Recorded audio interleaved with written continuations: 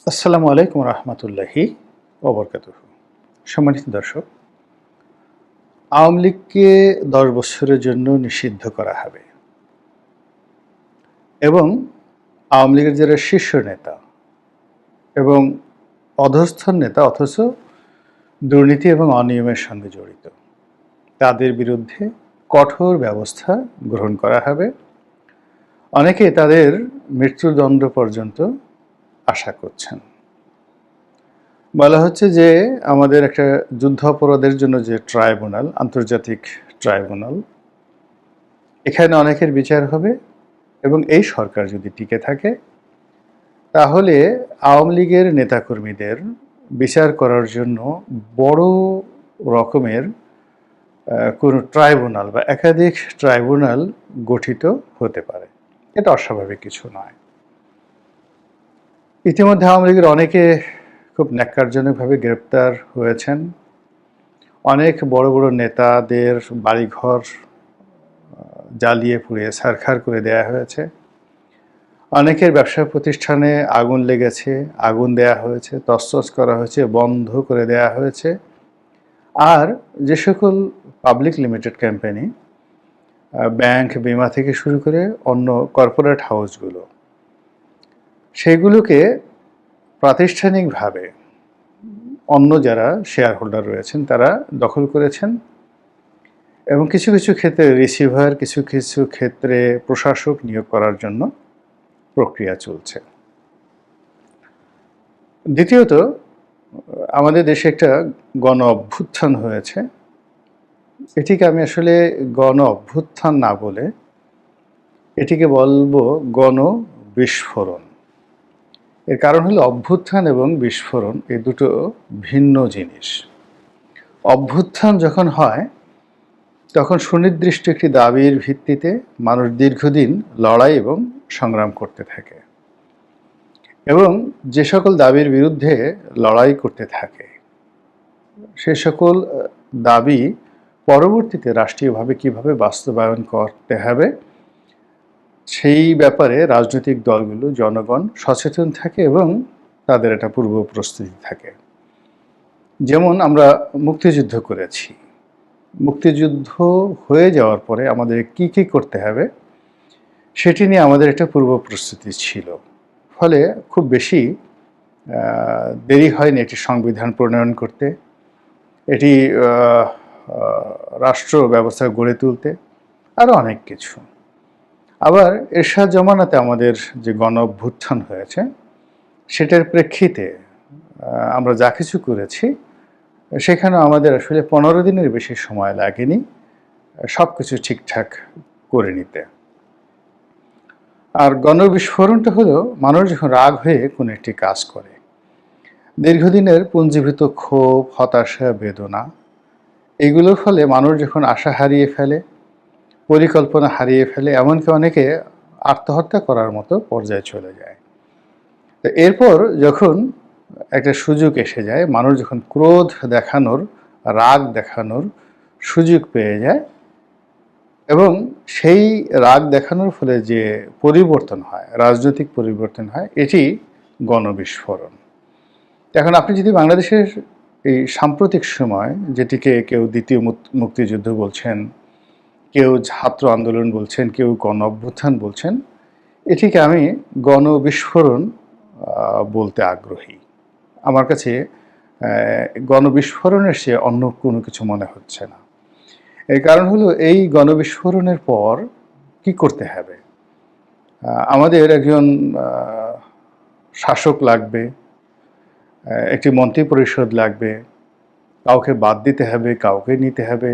এই ব্যাপারে আমাদের কোনো রকম গ্রাউন্ড ওয়ার্ক কারোর নিকট ছিল না এবং সিভিল ব্যুরোক্রেসি, মিলিটারি ব্যুরোক্রেসি থেকে শুরু করে জুডিশিয়ারি, মানে এই আন্দোলনের পক্ষে একটি শক্তি, সংঘবদ্ধ শক্তি ছিল না যারা এই কাজগুলো সুন্দরভাবে করে রাখবে।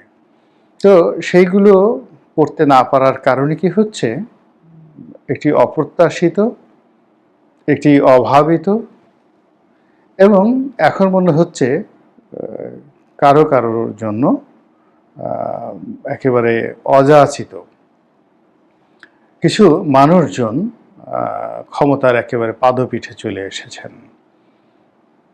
সরকারিভাবে অনেকে ক্ষমতাপ্রাপ্ত হয়েছেন, রাষ্ট্রীয়ভাবে অনেকে ক্ষমতাপ্রাপ্ত হয়েছেন, সামাজিক এবং রাজনৈতিকভাবে অনেকে ক্ষমতাপ্রাপ্ত হয়েছেন। ফলে সেই পাড়া মহল্লার যে চাঁদাবাজি, ঘাট দখল, বাস দখল, এইগুলোর সঙ্গে আপনি যদি সচিবালয়ের ঘটনার মিলানোর চেষ্টা করেন, অথবা সচিবালয়ের ঘটনার সঙ্গে যদি আপনি পুলিশ প্রশাসনের ঘটনা মেলানোর চেষ্টা করেন, বিচারাঙ্গনের ঘটনা মেলানোর চেষ্টা করেন, তারপর বুদ্ধিজীবী, সাহিত্যিক, সাংবাদিক, প্রেস ক্লাব থেকে শুরু করে ব্যাংক, বিমা, যে জায়গাগুলো রাষ্ট্র নিয়ন্ত্রণ করে, সেই জায়গাগুলোতে যদি আপনি সব কিছু মেলানোর চেষ্টা করেন, আপনি ভীষণ রকম হতাশ হবেন। ভীষণ রকম হতাশ হবেন এই কারণে যে একটির সঙ্গে আরেকটির আন্তঃসংযোগ নেই, মিল নেই। কোথাও বিএনপি ক্ষমতাধর, কোথাও জামাত ক্ষমতাধর, কোথাও সমন্বয়করা ক্ষমতাধর, কোথাও উপদেষ্টারা ক্ষমতাধর, কোথাও ডক্টর মোহাম্মদ ইউনূস ক্ষমতাধর, কোথাও বিএনপির লোক মানে গ্রামীণ ব্যাংকের লোক ক্ষমতাধর, কোথাও চট্টগ্রামের লোক ক্ষমতাধর। সব মিলিয়ে একটি হ্যাজার্ড হযবরল অবস্থা তৈরি হয়েছে। এবং এই হযবরল অবস্থার মধ্যে কিছু আইন করার চেষ্টা করা হচ্ছে, কিছু সংস্কার করার চেষ্টা করা হচ্ছে, কিছু বুলি আওড়ানো হচ্ছে, বিদেশ থেকে লোন আনার চেষ্টা করা হচ্ছে, পরিস্থিতি সামাল দেওয়ার চেষ্টা করছে, কিছু ব্যাংকে লোন দেওয়ার চেষ্টা করা হচ্ছে, নানা রকম, কিন্তু কিছুতেই কোনো কিছু হচ্ছে না। এর ফলে বারবার শুধু আওয়ামী লীগের নাম আসছে। প্রচারণার একটা ভাষা আছে, পাবলিকেশন, তারপর অ্যাডভার্টাইজমেন্ট, এই দুটো শব্দ। তো প্রচারণা এবং প্রকাশনা, মানে এটা যেভাবেই হোক না কেন, ইতিবাচক বা নেতিবাচক যেভাবেই হোক না কেন, আলটিমেটলি এই জিনিসগুলো আপনার পক্ষে আসবে। এখন আপনি গালি দেওয়ার জন্য বলেন, কিংবা শাস্তি দেওয়ার জন্য বলেন, প্রশংসার জন্য বলেন, শেখ হাসিনা এবং আওয়ামী লীগ এই নামটি বাংলাদেশে যতবার উচ্চারিত হবে, ততই তাদের গুরুত্ব প্রমাণিত হবে এবং রাজনীতিতে তাদের পুনর্বাসন এবং ফিরে আসাটা অনিবার্য হয়ে পড়বে। এবং বাস্তবে ঘটনা কিন্তু সেদিকেই যাচ্ছে বলে আমার কাছে মনে হচ্ছে। এর কারণ হলো, যারা এই মুহূর্তে ক্ষমতায় আছেন, তারা না আওয়ামী লীগকে নির্মূল করতে পারছেন, না আওয়ামী লীগকে পরিশোধিত করে পুনর্বাসিত করার চেষ্টা করছেন। যদি ডক্টর মোহাম্মদ ইউনূস রাজনৈতিকভাবে প্রজ্ঞাবান হতেন, তিনি সবার আগে চেষ্টা করতেন, একেবারে সবার আগে, যেটা শহীদ প্রেসিডেন্ট জিয়াউর রহমান করেছিলেন। তিনি এই আওয়ামী লীগকে শেখ হাসিনা মুক্ত করতেন, শেখ পরিবার মুক্ত করতেন, দুর্নীতিবাজদের মুক্ত করতেন, এবং তিনি আহ্বান করতেন যে গণভবনের দরজা তাদের জন্য খোলা, আওয়ামী লীগ যারা 2009 থেকে এই পর্যন্ত একটি দুর্নীতি করেননি, এই পার্টির জন্য যাদের কন্ট্রিবিউশন আছে, এবং এই পার্টি সংগঠিত করতে ইচ্ছুক, রাষ্ট্র তাদেরকে সহযোগিতা করবে। এবং এই কথাটা বলার সঙ্গে সঙ্গে সেই ব্রিটিশদের যে ডিভাইড অ্যান্ড পলিসি রুল, এটি হয়ে যেত এবং আওয়ামী লীগের মধ্যে দুটো ভাগ হয়ে যেত। যারা পালিয়ে গিয়েছে তারা এবং যারা পালিয়েছে তাদের একটি ভাগ, আর যারা পালায়নি তারা রাজপথে নেমে আসতো। আর তারা রাজপথে নেমে আসার সঙ্গে সঙ্গেই এই মুহূর্তে ডক্টর ইউনূসের যে ভয় এবং আতঙ্ক জামাতকে নিয়ে এবং বিএনপিকে নিয়ে, সেই জিনিসটি সঙ্গে সঙ্গে তার চলে যেত।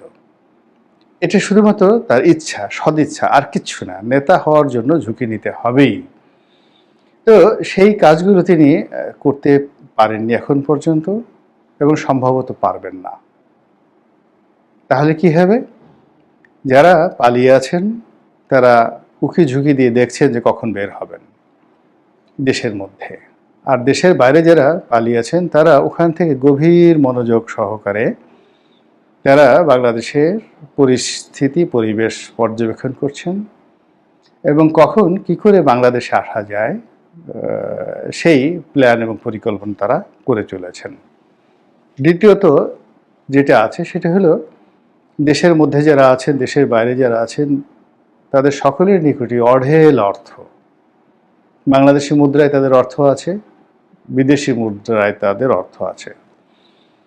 এবং আপনি জানেন যে অর্থ এত বড় একটা নিয়ামক শক্তি যে এটি কারো হাতে থাকলে তার অন্য যে কোনো যোগ্যতা খুব অল্প পরিমাণে থাকলেই হয়।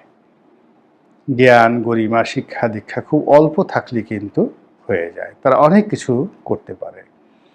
তো সেই দিক থেকে যারা বর্তমানে আওয়ামী লীগের পলাতক লোকজন রয়েছেন, বলা হয়ে থাকে তাদের সকলেরই অন অ্যাভারেজে শত কোটি থেকে হাজার হাজার কোটি টাকা রয়েছে।